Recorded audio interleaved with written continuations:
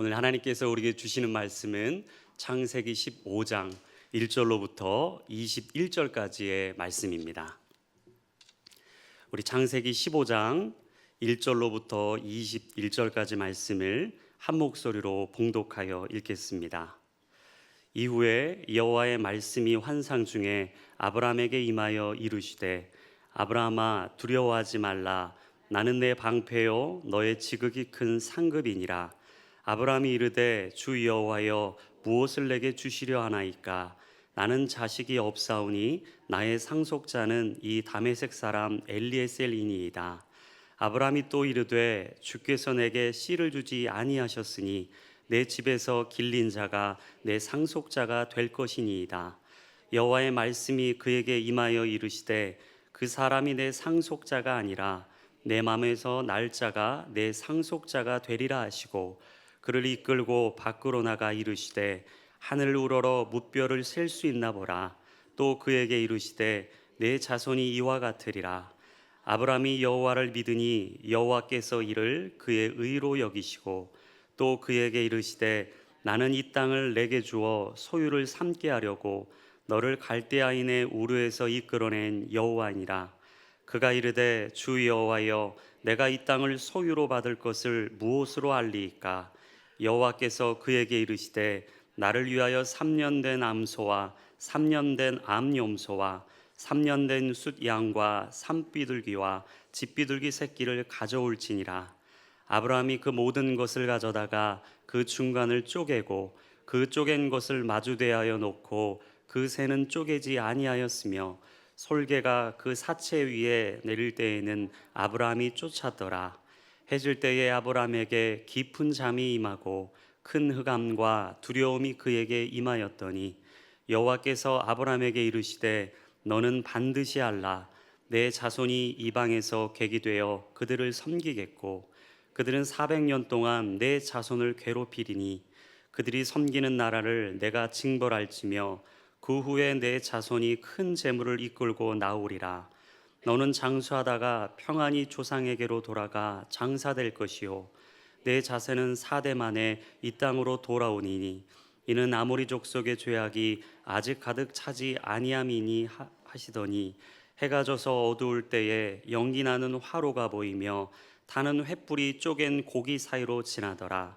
그날에 여호와께서 아브라함과 더불어 언약을 세워 이르시되 내가 이 땅을 애굽 강가에서부터 그 큰 강 유브라데까지 내 자손에게 주노니 곧 겐 족속과 그니스 족속과 간몬 족속과 헷 족속과 브리스 족속과 르바 족속과 아모리 족속과 가나안 족속과 기르가스 족속과 여부스 족속의 땅이니라 하셨더라. 아멘. 우리가 성경을 창세기부터 요한계시록까지 살펴보다 보면 참으로 많은 단어들이 등장하는 것을 보게 됩니다.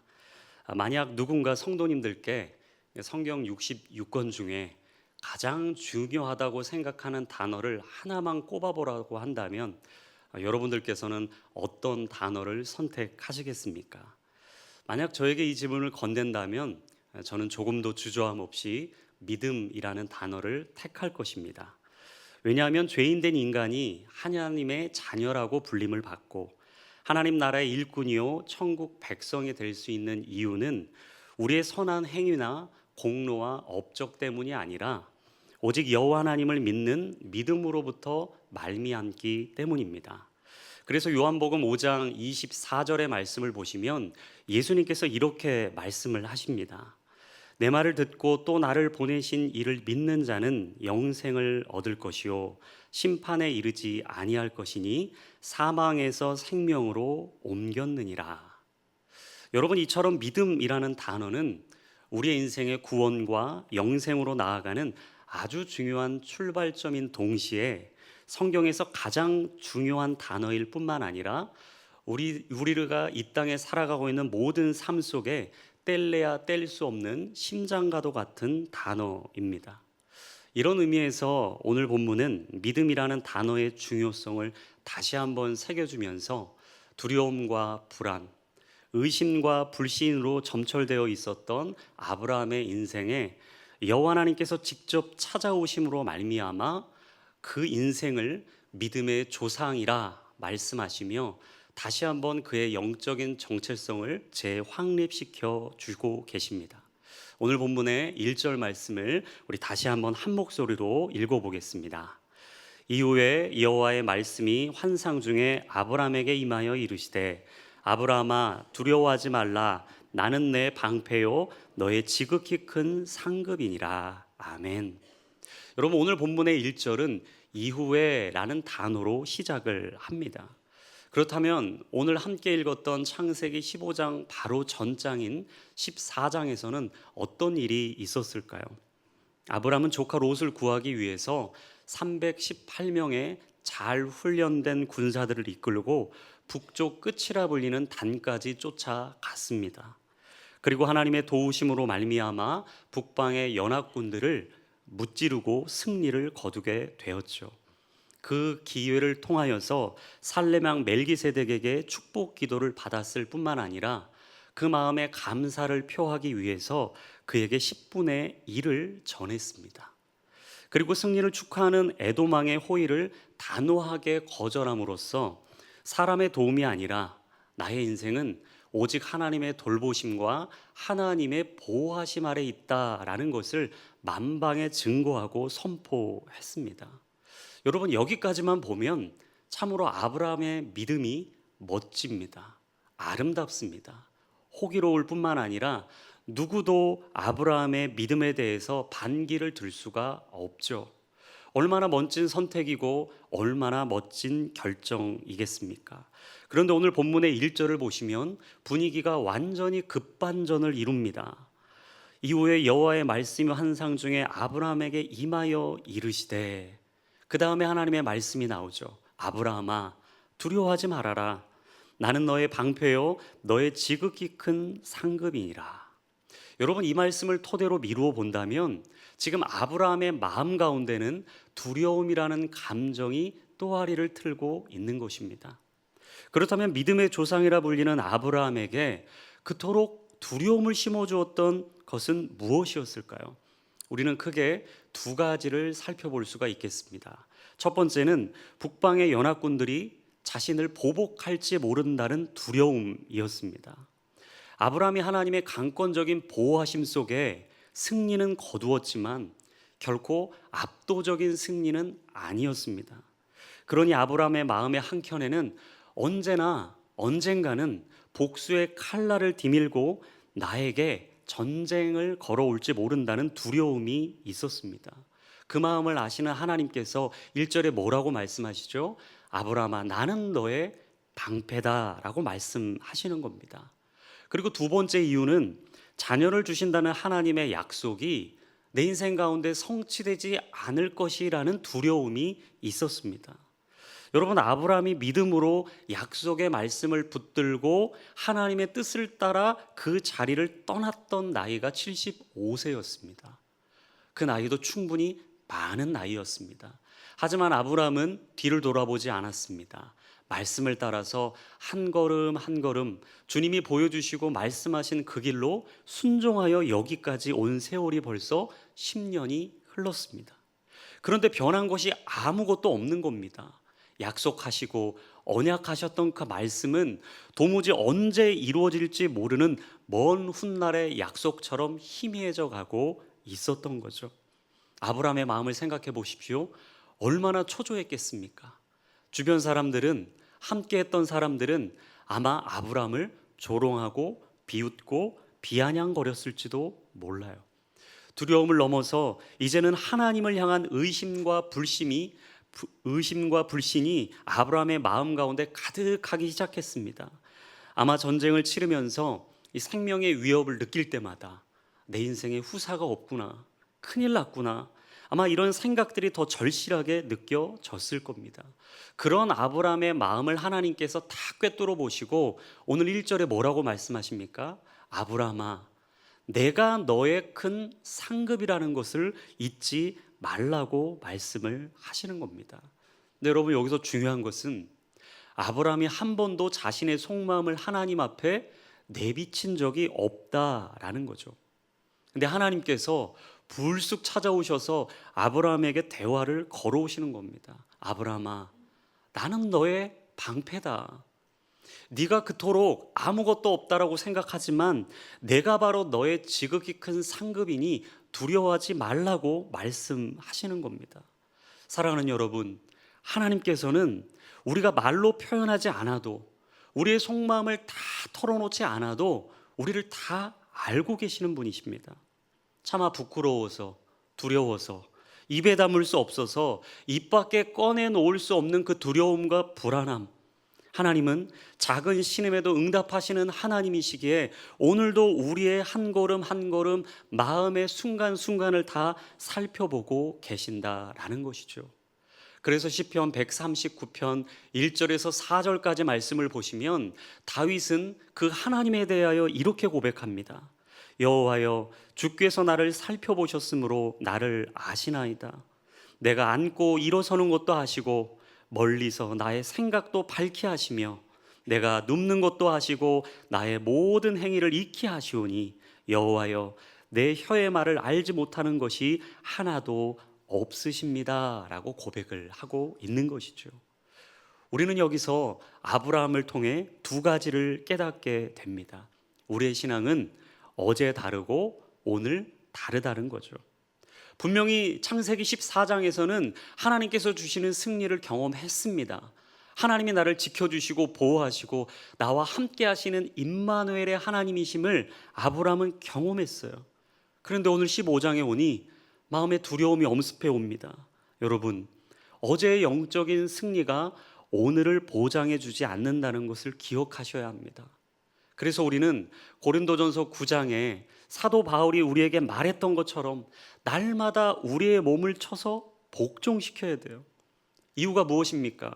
우리가 날마다 말씀과 기도로 깨어있지 않으면 두려움이라는 감정에 쉽게 넘어질 뿐만 아니라 불안한 마음에 쓰러지는 것이 바로 우리의 존재론적인 연약함이기 때문이죠. 그래서 그리스도인들은요, 과거의 추억으로 사는 사람이 아니라 오늘의 승리로 사는 사람들입니다. 그리고 두 번째 우리가 깨닫게 되는 것은 우리 마음에 찾아오는 두려움이라는 감정은 언제나 누구에게나 찾아올 수 있는 불청객이라는 것입니다.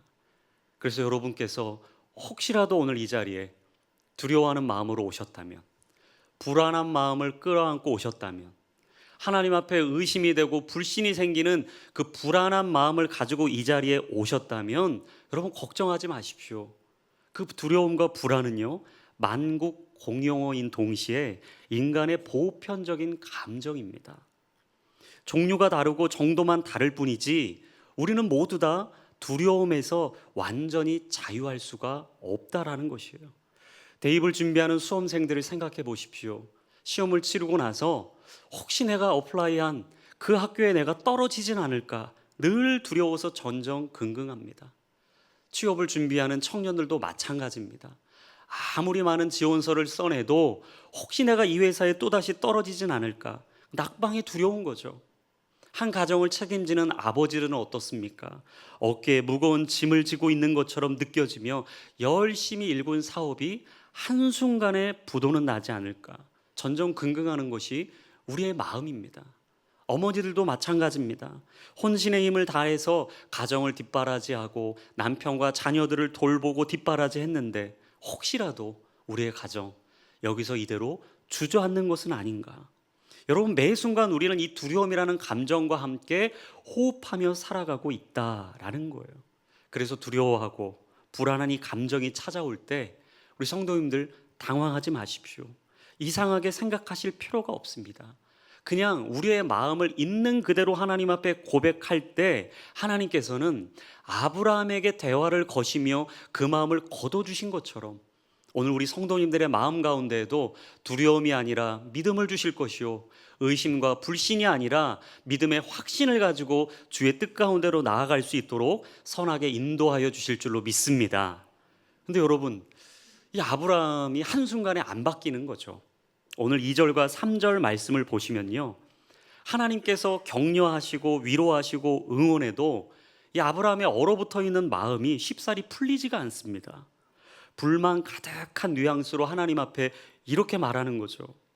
하나님, 나는 자식이 없습니다. 그러하니 나의 상속자는 다메섹 사람 엘리에셀이 되어야겠습니다. 근데 3절에 보니까 한 단계 더 나갑니다. 주께서 내게 씨를 주지 아니하셔서 결국 이렇게 된 것이 아니겠습니까? 여러분, 아브라함은 체념과 푸념을 넘어서 하나님을 탓하기 시작했습니다. 우리의 믿음이 흔들릴 때 가장 먼저 발동되는 심리가 무엇일까요? 남 탓하기입니다. 여러분, 우리가 하나님 말씀 앞에 서 있고 찬송과 기도 가운데 깨어 있고 하나님의 은혜에 흠뻑 젖어 보십시오. 그때부터는 다 내 탓입니다. 집에서 부부싸움을 해도요, 이거 내 탓이지. 내가 남편을 이해하지 못해서, 내가 아내를 사랑하지 못해서, 내가 자녀들을 좀 더 이해해 주지 못해서 이렇게 됐나 보다. 다 내 탓이에요. 직장에서 문제가 발생해 보십시오. 은혜 충만하면요, 다 내 문제인 거죠. 내가 해야 될 일, 내가 먼저 앞서갈 일, 내가 손수 해결해야 될 일이 됩니다. 대인관계 때도 마찬가지입니다. 사람과 사람이 만나서 어떻게 그 마음이 서로 다 합할 수가 있겠습니까? 서로 다른 게 있고 부족한 게 있고 안 맞는 부분이 있죠.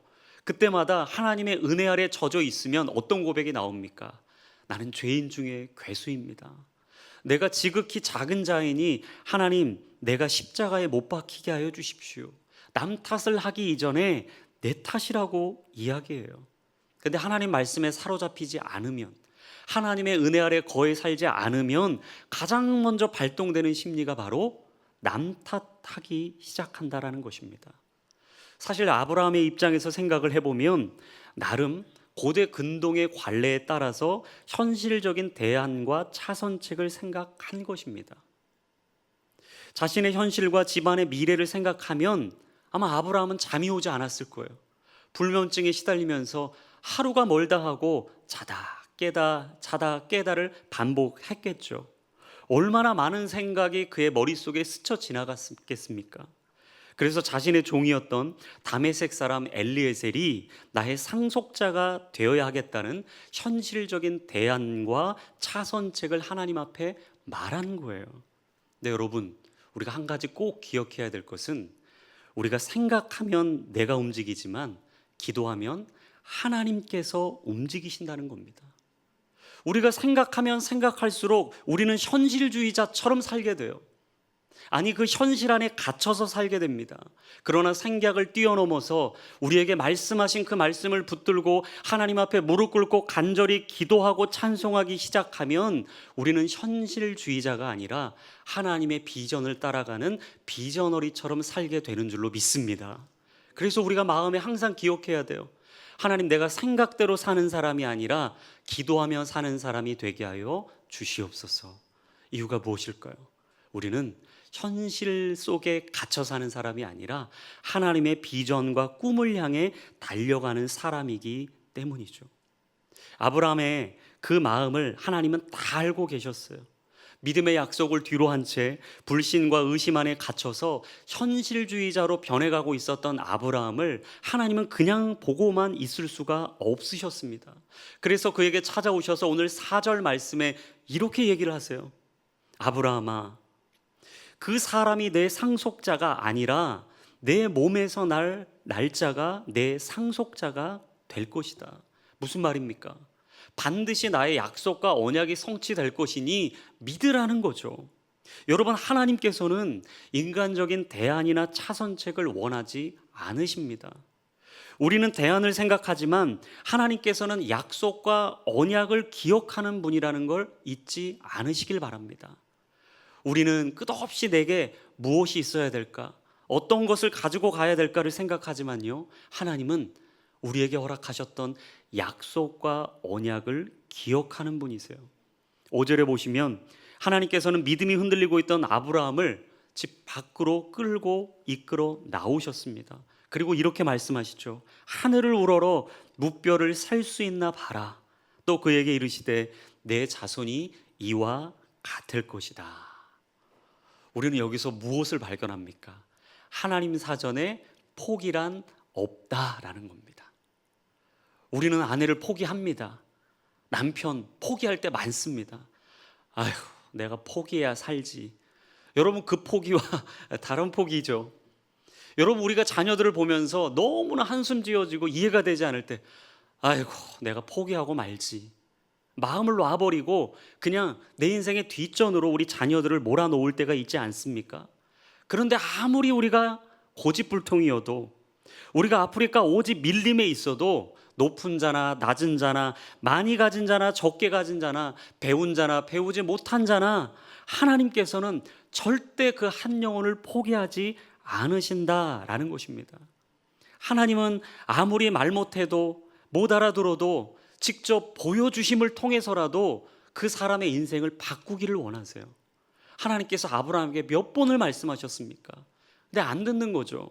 그러니 그를 집 밖으로 이끌어내어 하늘을 보게 하시는 거예요. 5절 말씀을 묵상을 하면서 제가 참 큰 은혜를 받았습니다. 하나님께서 분명 창조주시라는 것을 알게 됐어요. 왜냐하면 여러분, 하나님께서 남자와 여자의 기질을 잘 아시는 것 같아요. 때로 우리 성도님들 어린 자녀들 양육하시고 또 지금 우리 손주들 돌보실 때 남자아이와 여자아이가 참 다르죠. 남자아이들 보시면 어떻습니까? 아무리 말해도 안 들어요. 가지 말라 가지 말라면 거기 갑니다. 하지 마라 하지 말라면 그거 꼭 해요. 근데 여자아이들은 참 이게 말을 하면 잘 들어요. 부드럽게 말하면 더 잘 듣습니다. 여러분, 남성에게 발달되어 있는 것이 무엇이죠? 시각입니다. 그러니까 남자아이들은 사실 이 안 듣고 싶어서 안 듣는 게 아니라요, 안 들리는 겁니다. 그러니까 엄마가 화나 있거나 할머니가 화나 있는 모습을 봐야 이게 뭔가 지금 심각한 상황이구나를 직감하게 되는 거죠. 아브라함도 마찬가지였어요. 하나님께서 아무리 들려주시고 말씀하셔도 아브라함이 귀가 막혀서 안 듣는 겁니다. 남자를 아시는 하나님께서 끌고 나오셔서 저 하늘을 보라는 거죠. 묵별을 봐라. 아브라함의 마음에 순간적인 두려움과 불안과 의심과 불신이 싹 사라지는 거예요. 그리고 그 별을 하나하나 세어보니 이토록 하나님이 나를 기억하시고 돌봐주시는 맞춤형 서비스를 받은 아브라함의 마음에 믿음이 생기기 시작한 겁니다. 시청과 교육을 통해 아브라함의 마음속에 믿음의 물결이 밀물처럼 밀려 들어오기 시작했어요. 그리고 6절에 보니까 아브라함이 비로소 여호와 하나님을 믿으니 이를 의롭게 여기셨다라고 말씀을 하십니다. 여러분, 여기서 믿음이라는 단어가요, 우리 성경에서 가장 처음으로 등장하는 단어입니다. 아브라함을 하나님께서는 믿음의 사람으로 쓰길 원하셨어요. 그의 인생을 믿음으로 이끌어가길 원하셨어요.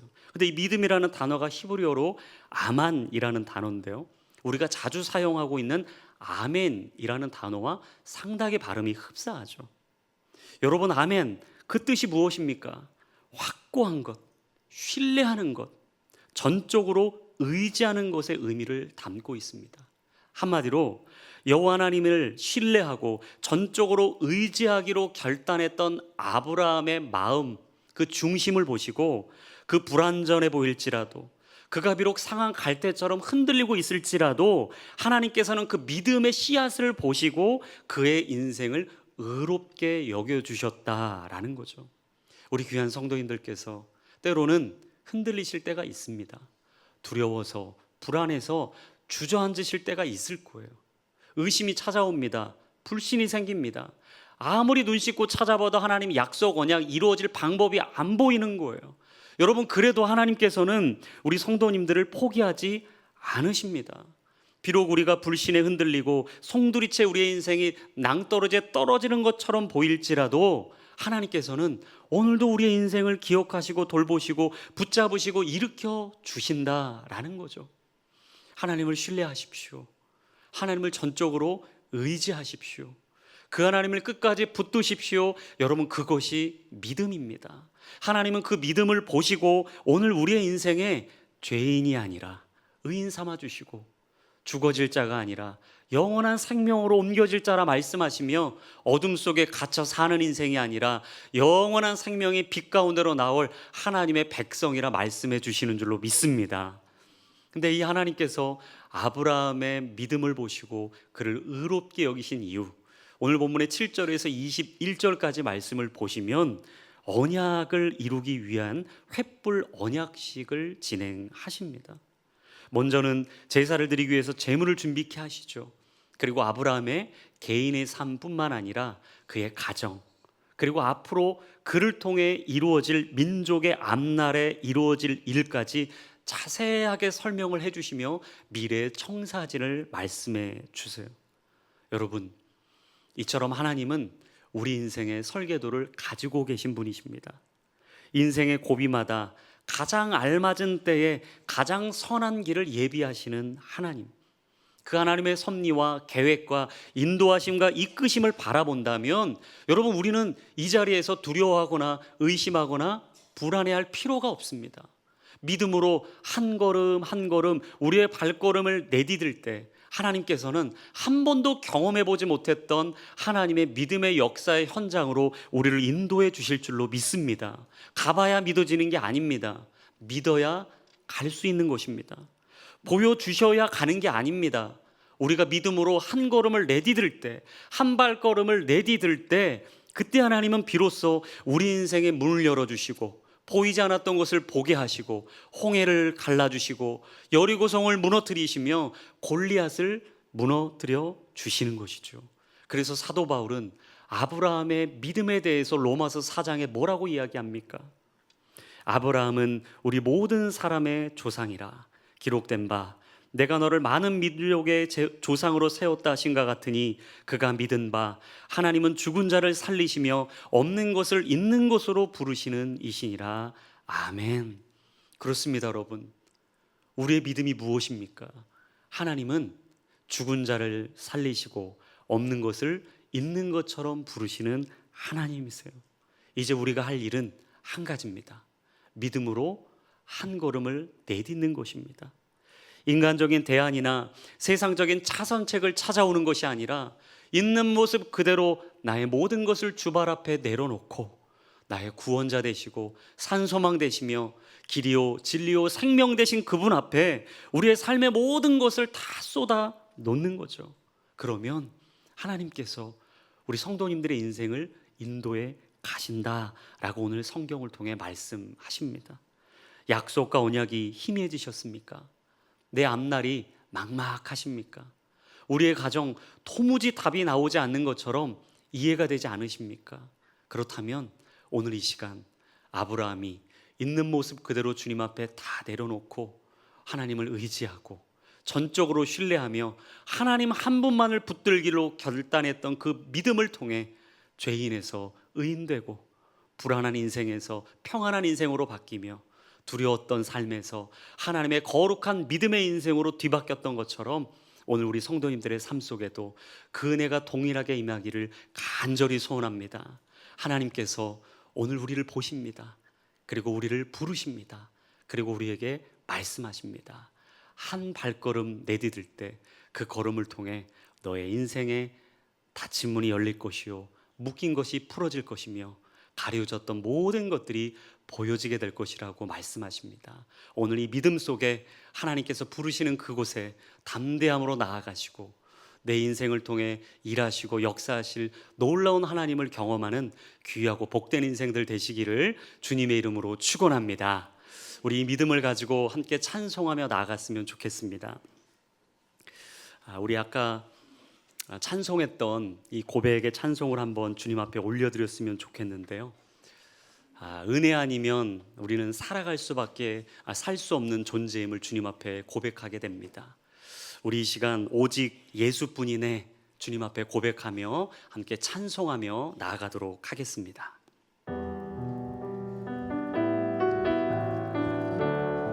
은혜 아니면 살아갈 수가 없네.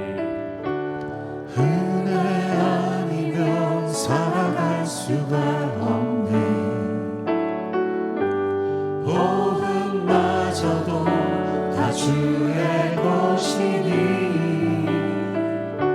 세상 평안과 위로 내게 없어도 예수 오직 예수 우리 마음을 담아서 한 번 더 고백합니다. 은혜 아니면 살아갈 수가 없네. 은혜 아니면 살아갈 수가 없네. 복음마저도 다 주의 것이니 아멘. 세상 평안과 위로 내게 없어도 예수 오직 예수뿐이네. 크신 계획 크신 계획 다 볼 수도 없고 작은 고난에 지쳐도 주께 묻기 나의 모든 삶 버티고 견디게 하시네. 은혜 아니면 살아갈 수가 없네. 나의 모든 것 다 주께 맡기니 참된 평안과 위로 내게 주신 주 예수 오직 예수 우리 한 번 더 고백합니다. 은혜 아니면 살아갈 수가 없습니다. 은혜 아니면 살아갈 수가 없네. 우리의 호흡도 주님의 것입니다. 호흡마저도 다 주의 것이니 세상 평안과 위로 내게 없어도 예수 오직 예수 우리 하나님의 계획을 바라봅니다.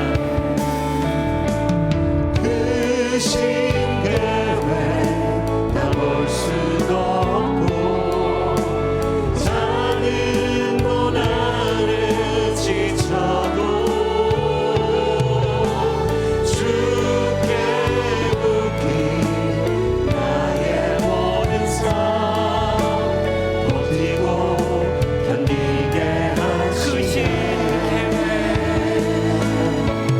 계획 크신 계획 다 볼 수도 없고 작은 고난에 지쳐도